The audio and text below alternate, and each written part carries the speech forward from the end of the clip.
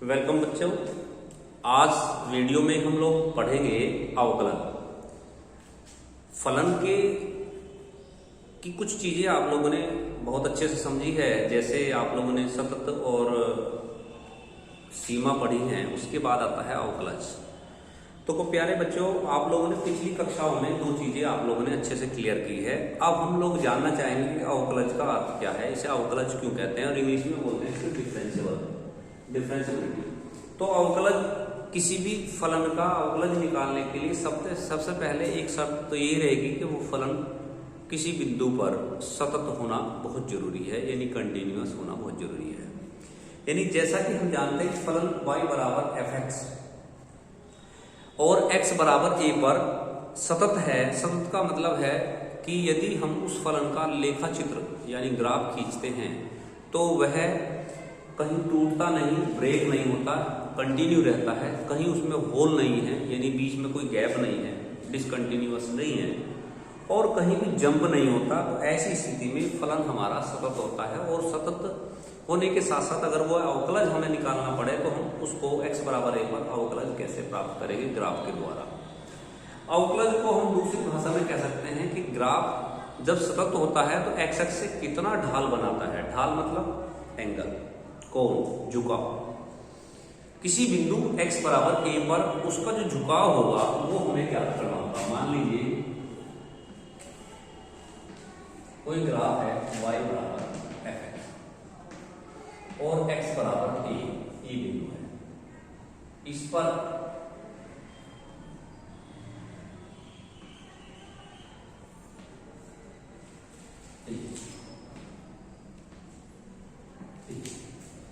x बराबर a, p जो है बिंदु है हम, और मान लीजिए a है, b है, तो हमें ये ढाल निकालना होता है x अक्ष पर बिंदु p यानी बिंदु p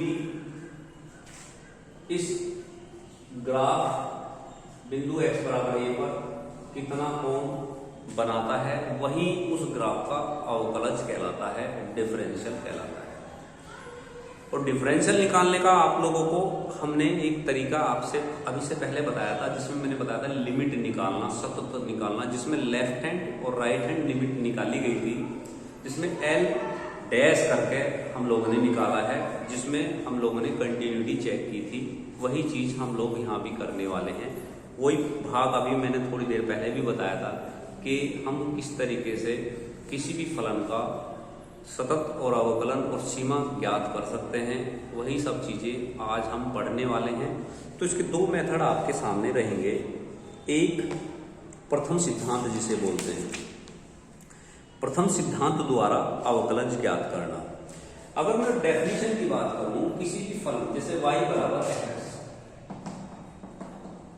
में डिफरेंशियल को dy बाई dx कहते हैं, यानी y को x के सापेक्ष अवकलन किया गया है। x एक्स पे हमने इसका ढाल पता किया है, ये हमें निकालना होता है। तो बिंदु वो लिया, मेरा मूल बिंदु है। जब हम ढाल निकालेंगे तो ढाल यहां हमारा होगा, देखिए यहां थोड़ा सा एक बात और समझ लीजिए, यहां दो चीजें आएंगी। एक आएगा a प्लस एच बराबर, बिंदु हमने लिया a पर। अगर हम बिंदु a पर ढाल निकाल रहे हैं तो पहला आएगा a plus H, sorry x plus H, और फलन में तथा एफ एक्स, ये दो चीजें रहेंगी। h हमने जो लिया है, एक माइनर सा डिफरेंस लिया है कि हम बाई तरफ h पार्ट बढ़ रहे हैं, और अगर दाईं ओर घटते हैं तो माइनस में h आ जाता है। वो मैंने आपको पहली डेफिनेशन में क्लियर कराया है। यहाँ आ जाएगा limit x tends to 0 f x plus h minus f x बटे एच। जैसे हम लोग इसको प्राप्त करते हैं, ये फॉर्मूला लगाते हैं, तो हमारा आ जाता है dy बाई dx, यानी डिफरेंशियल ऑफ y यानी curve with respect to x। x के सापेक्ष हम लोग डिफरेंशियल ज्ञात करते हैं।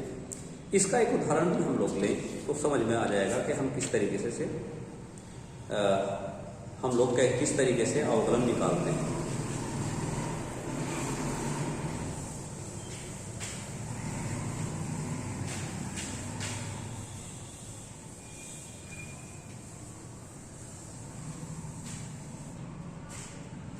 देखिए जैसे आपका है x की पावर n का अवकलन गुणांक निकालना, x की पावर n का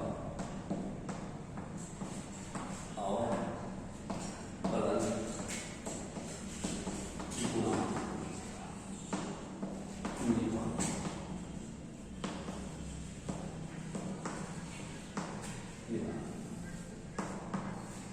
x की पावर n का अवकलन गुणांक जब हम निकालेंगे तो किस विधि से हम निकालेंगे, मैंने आपको बताया था दो मेथड आपके यहाँ पास पाएंगे, एक तो प्रथम सिद्धांत, एक दूसरा मेथड जो बताया जाएगा शॉर्टकट मेथड, वो इसके बाद है।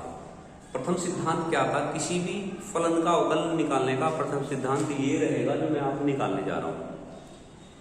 ये दे रखा है x की पावर n, यहाँ y बराबर x की पावर n मान, या इसे fx मान, यानी fx बराबर हो गया x की power n, fx plus h बराबर हो गया x प्लस h की power n।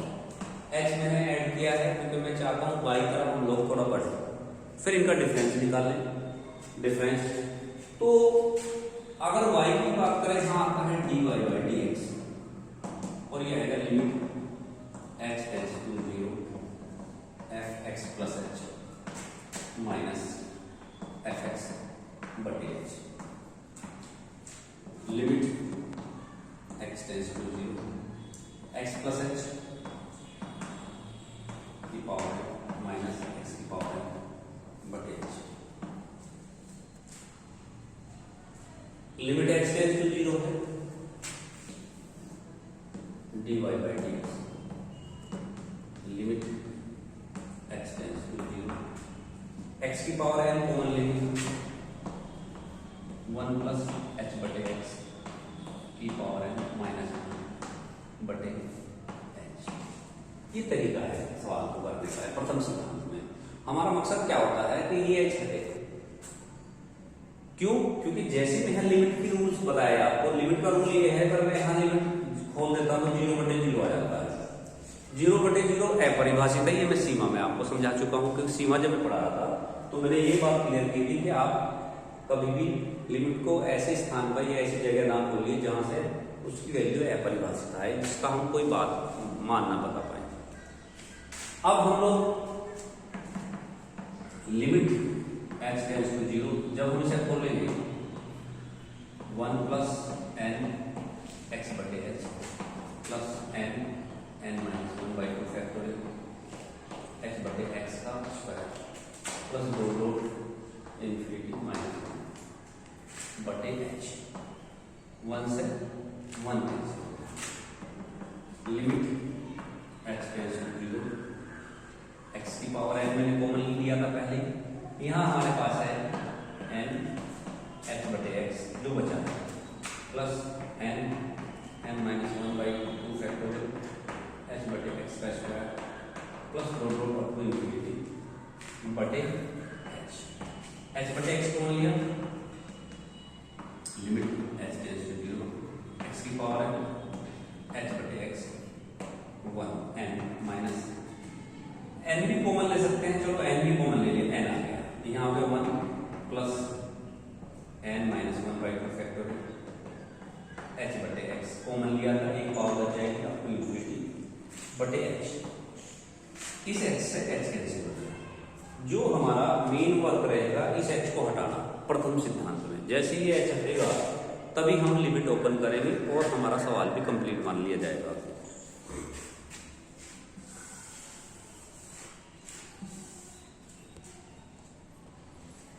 dy by dx बराबर n x की पावर है गुणा 1 x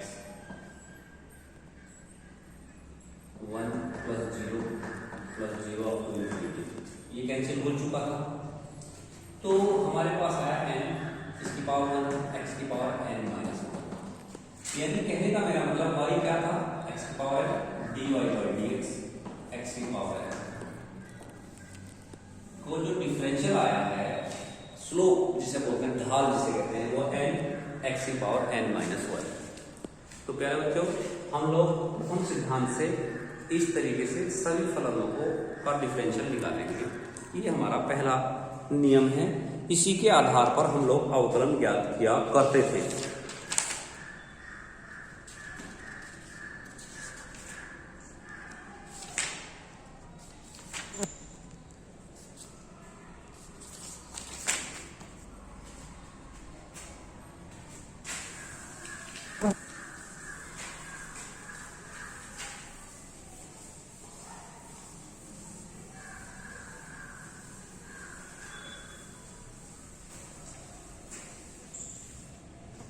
देखिए ये हमारा प्रथम सिद्धांत था। अब बात करते हैं दूसरे सिद्धांत से हम लोग कैसे अवकलन निकाल सकते हैं। देखिए दूसरे सिद्धांत में हमें अवकलन निकालने का तरीका नहीं बताया और ना ही ये कहा है कि आप इस तरीके से इसको निकालिए। दूसरे सिद्धांत में हमें कहा गया कि आप कुछ फॉर्मूले याद कर लीजिए और उन फॉर्मूलों के आधार पर आप दिए हुए फलन का अवकलन ज्ञात कर सकते हैं। ये चीजें हमें कही गई है, क्योंकि प्रथम सिद्धांत से अवकलन निकालना इतना आसान नहीं है, क्योंकि हर फलन का जिस तरीके से यहाँ हम द्विपद प्रमेय द्वारा इसको हल कर पाए ऐसा सबके साथ नहीं हो सकता। मान लीजिए e की पावर x है, इसको कैसे करेंगे, यहाँ द्विपद प्रमेय नहीं लगेगी। sin x है, cos x है, तो कुछ चीजें ऐसी है जिसके लिए हमारे पास प्रथम सिद्धांत करने के साथ साथ हमारे बहुत ज़्यादा मतलब उसमें वर्कआउट करना पड़ता था। इसलिए गणितज्ञों ने कुछ सजेशन दिया, कुछ सुझाव रखा कि ये फॉर्मूले अगर याद कर लिए जाएं तो इसके आधार पर भी हम अवकलन याद कर सकते हैं किसी भी फलन का। तो कुछ फॉर्मूले हैं। देखिए फलन के जितने भी एल्जेब्रिक, देखिए फलन जितने भी प्रकार का होता है उतने ही प्रकार के सारे फॉर्मूले हमें याद करने हैं। जैसे एल्जेब्रिक है, एक्सपोनेंशियल है, लॉगरिथम है, ट्रिग्नोमेट्रिकल है, इनवर्स है, ये सब चीजें हमें याद करनी है। तो समझिए सबसे पहले फॉर्मूले में dy by dx जो भी मैंने निकाला x की पावर है n n dxc 0। अगर कोई नंबर कांस्टेंट है x के सापेक्ष आप डिफरेंशियल कर रहे हैं लेकिन यहाँ x है ही नहीं तो उसका डिफरेंशियल 0 होगा। ध्यान रखें dy by dx e की पावर x का e की पावर x होगा, dy by dx log x base e की पावर 1/x होगा। ये आपका एल्जेब्रिक है, ये एक्सपोनेंशियल है, ये लॉगरिथम है। इस तरीके से चलते जाएंगे। आगे भी मैं इसी तरीके से आपको बता रहा हूं। और हम यदि यहाँ log x बेस e है, यही अगर बदल दे बेस a कर दे d dx log x base 1/x log e base log a base e हो जाएगा, sorry log e base 1/x। ये सिर्फ इनका बेस बदलने से ही इसका मान बदल जाता है। इसके बाद आपके आते हैं ट्रिग्नोमेट्रिकल। ये सारे लॉगरिथम खत्म हो चुके, एक रह गया इसमें a की पावर x, जो आप करिए a की पावर x होता है a की power x log e log a base a की power x log a base. इसमें log e बेस होगा, इसमें log a बेस e होगा, यानी e बेस आ जाएगा a की पावर x में, e बेस। एल्जेब्रिक हो गया, एक्सपोनेंशियल हो गया, लॉगरिथम हो गया। यानी तीन फलनों के बारे में हम बता चुके हैं। बचे दो, ट्रिग्नोमेट्रिकल और inverse. Sine X cos X हो जाएगा, cos X minus sine X हो जाएगा, tan X sec square X हो जाएगा, cot X minus cos X square X हो जाएगा, sec X sine cos tan cot sec, sec X tan X होगा, cosec X minus cosec X cot X होगा, sine cos tan cot sec cosec. ये आपके 6 त्रिकोणमिति अनुपात होते हैं। इन सब के फॉर्मूले ये रहेंगे। यानी मेरा कहने का मतलब है कि ये फॉर्मूले आपको याद करने हैं। इन फॉर्मूले के आधार पर आप लोग हम लोग एक्सरसाइज करेंगे।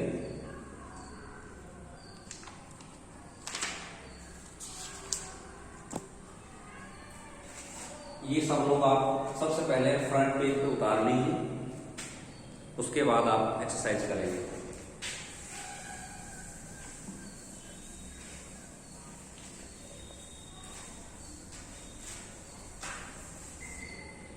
अब देखिए जैसे सवाल दिया है आपके सामने, दूसरा फलन दे रखा y बराबर रूट एक्स की पावर, ये y बराबर क्यूब रूट एक्स। हमें इसका डिफरेंशियल करना है, तो लिखेंगे एक्स के, पहले फलन को चेंज कर लीजिए, y बराबर एक्स की पावर 1/3 लिखा जा सकता है इसको। जैसे इसका पावर आ जाएगा, यहाँ एक्स बेस होगा, तो सबसे पहला फॉर्मूला होता है आपका एलजेब्रिक वाला एक्स की पावर है, तो इसमें अप्लाई करेंगे। इससे पहले हमें लिखना पड़ेगा एक्स के सापेक्ष अवकलन करने पर dy बाई dx, एक्स की पावर 1/3 पहला है एक्स 1/3 माइनस 2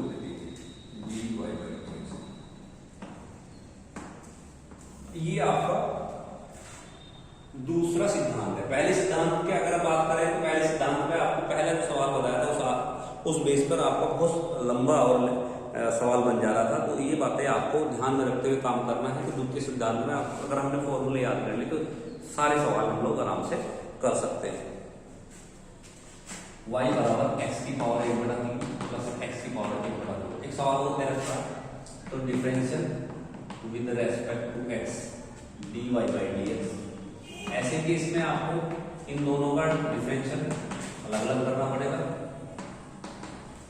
तो 1/3 x 1/3 minus 1 plus 1/2 x 1/2 minus 1, यानी कि 1/3 x की पावर माइनस 2/3 प्लस 1/2 x की पावर माइनस 1/2, ये आंसर आ गया।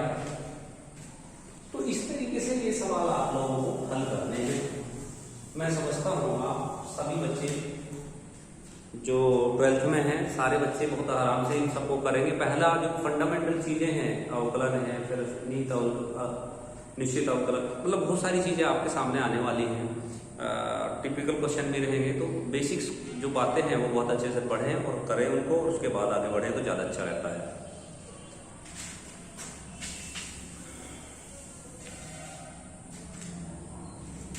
y बराबर root a plus a x, a plus a plus 2a square 2a square e की पावर x प्लस a की 3 e की पावर 2x, ये देखा। तो प्यारे बच्चों, इस सवाल को करने के लिए हमें थोड़ा सा 1 सेकंड के लिए रुकना पड़ेगा। रुके हम लोग, सोचेंगे। सोचने के लिए आप बोर्ड की तरफ ध्यान दें कि ये सवाल जो दिया हुआ है फॉर्मूले के आधार पर कौन सा फॉर्मूला बन सकता है। अगर मान लो मैं y बराबर इस सारे को ब्रैकेट में लेके 1/2 कर दूं, तो मेरे सामने एक समस्या बनकर आ रही है जो आपके सामने भी होनी चाहिए कि हम x बेस किसको लेंगे, e की पावर x यहाँ भी है, यहाँ e की पावर x है, तो बेस तो एक नहीं बन पाता, पूरे को अगर बेस लेते हैं तो ऐसा फॉर्मूला मैंने नहीं पढ़ा कि इसका मैं दोबारा अवकलन कर सकूं। और मुझे अवकलन भी करना है तो x का सापेक्ष करना है, तो x के सापेक्ष करने के लिए x को यहाँ छुपा हुआ है। जब तक इसका अवकलन नहीं होगा तब तक ये अवकलन कंप्लीट नहीं माना जाएगा। तो ऐसे सवाल को प्यारे बच्चों आप लोग पहले बहुत गौर से देखेंगे कि हो ना हो इसके अंदर ऐसी कोई टेक्निक छुपी हो जिसके कारण हम लोग सवाल आसान कर सकें, तो उस टेक्निक को भी खोजेंगे और पता करेंगे कि फलन में क्या चेंजेज आ सकता है या उसमें बदलाव किया जा सकता है, ये भी पता करेंगे। तो थोड़ा सा मैंने गौर किया, जब मैं सवाल लिख रहा था तो मैंने यहाँ देखा 2 आ, फिर मैंने स्क्वायर देखा, तो मुझे लगा कि हो सकता है कि ये फलन बदला जा सके अगर a को कॉमन लिया जाए। 1 प्लस 2a e की power x plus a square e की पावर x, ये स्क्वायर कर दिया।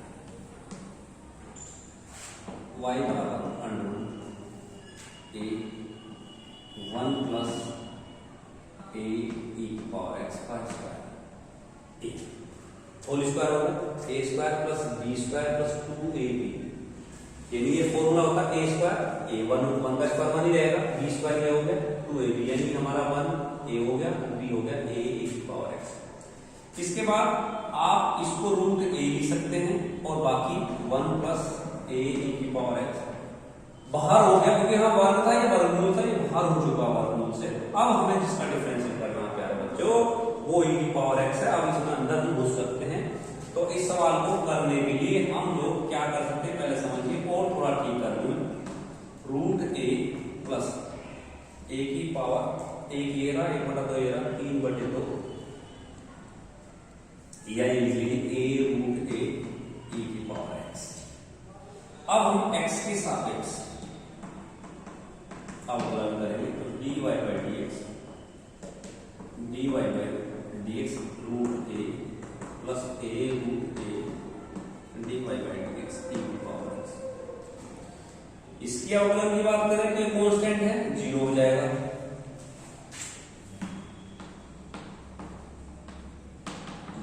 Plus A root A E की पावर एक्स का ई की पावर एक्स होता है, जो आपको फॉर्मूले में पढ़ाया आप लोगों ने। तो ये सवाल आपका, इसका डिफरेंशियल आपका ये आएगा। मैं समझता हूं आप लोगों की बात समझ में आई होगी।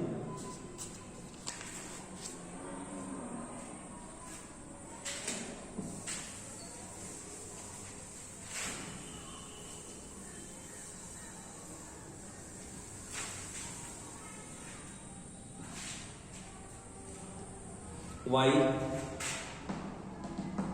3 log x plus cosec x plus x, ऐसा देगा।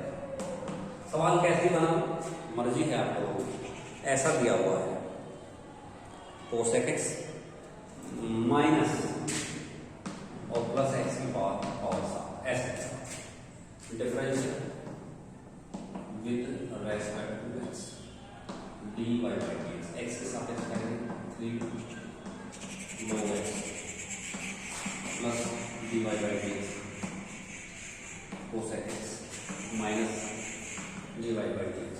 log x है, इसे माइनस हो ही सकती है power.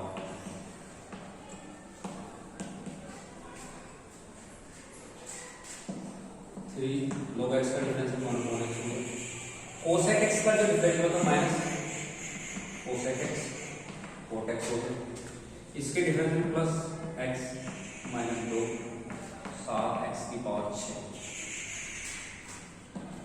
3/x minus cosec x cot x plus 1/x square.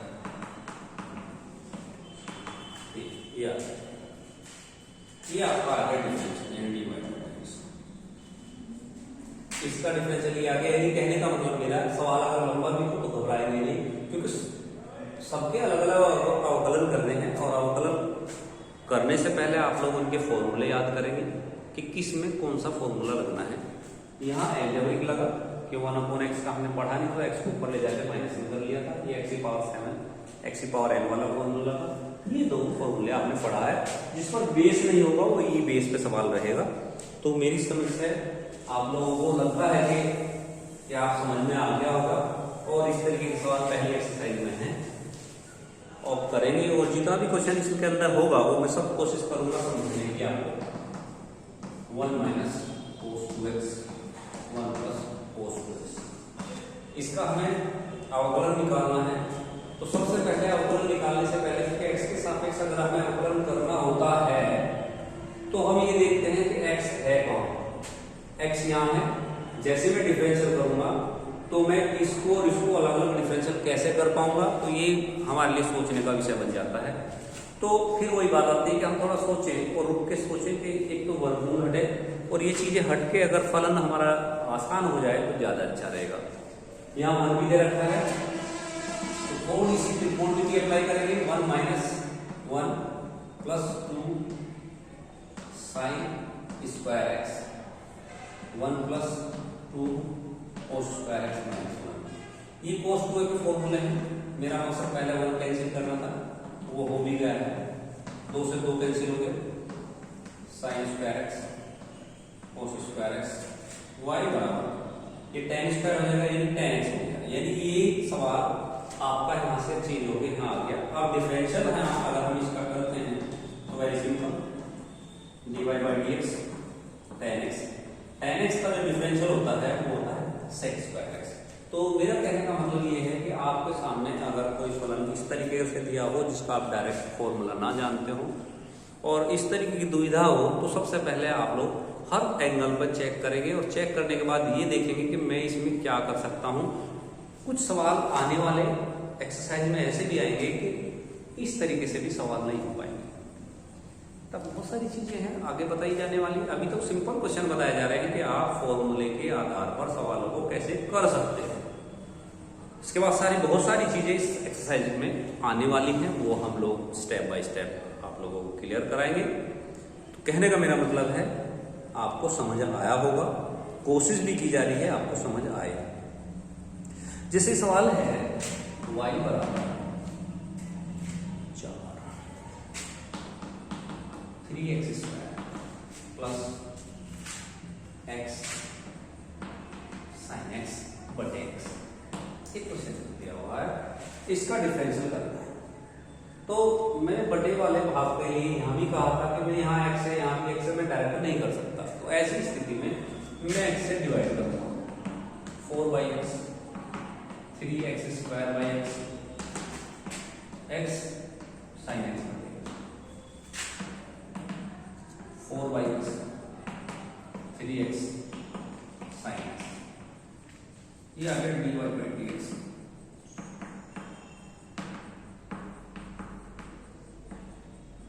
x की पावर -1 प्लस 3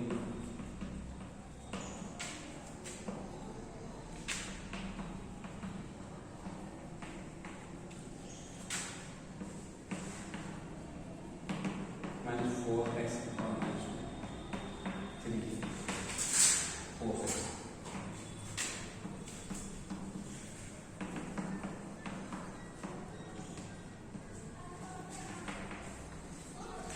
इस तरीके से आप लोग अवकलन निकाल सकते हैं। मैं समझता हूं आपको पूरी बातें समझ में आई होगी। आज की वीडियो में बस इतना ही मैं आपको बताऊंगा, और ये इस वीडियो जिस एक्सरसाइज से मैंने सवाल किए हैं उस एक्सरसाइज का फोटो खींच के आपको भेज देता हूँ। ये वीडियो भी आपको भेजता हूँ। आप इन सवालों को बहुत कायदे से ध्यान से करिए। एनसीईआरटी बुक में अगर जो सवाल दिए हैं उन्हें करिए, और अवकलन में आप लोग बहुत अच्छे से परफेक्शन लाइए, यानी परफेक्ट हो जाइए। उसका कारण है क्योंकि अवकलन के बाद समाकलन आएगा और फिर इसकी एप्लीकेशन आएगी। हम पढ़ क्यों रहे हैं ये तो बातें मैं बाद में करूंगा, क्योंकि जब मैं इसकी आपको एप्लीकेशंस बताऊंगा कि जो चीज़ हम कर रहे हैं ये हमारे लिए और आपके लिए बहुत नहीं है, लेकिन मैं सब कुछ पढ़ चुका हूँ, तो इसीलिए मुझे पता है इसका यूज़ कहाँ होना है और किस किस जगह हम इसका यूज़ कर सकते हैं। इसीलिए मैं आपसे बच्चों से रिक्वेस्ट करता हूँ कि आप सीरियस रहें इस टॉपिक पर, इस पूरे भाग पर जो आगे आने वाला है, ये आगे जाएगा, बहुत सीरियस रहेंगे। उसका कारण है सबसे ज़्यादा इन्हीं भाग से आना होता है। यानी मेरे प्यारे बच्चों, कम से कम 80 मार्क्स का काम अवकलन, उनके अनुप्रयोग, समाकलन, अनिश्चित समाकलन, निश्चित समाकलन, उनके अनुप्रयोग, इन सब से आता है। बाकी सब अथवा में छोड़ देते हैं, लेकिन इतना टोटल पेपर से बनता है, इसलिए इसमें सीरियस रहेंगे और बहुत अच्छे से समझेंगे। आज इसी वीडियो को यहीं समाप्त करते हैं। बस, धन्यवाद।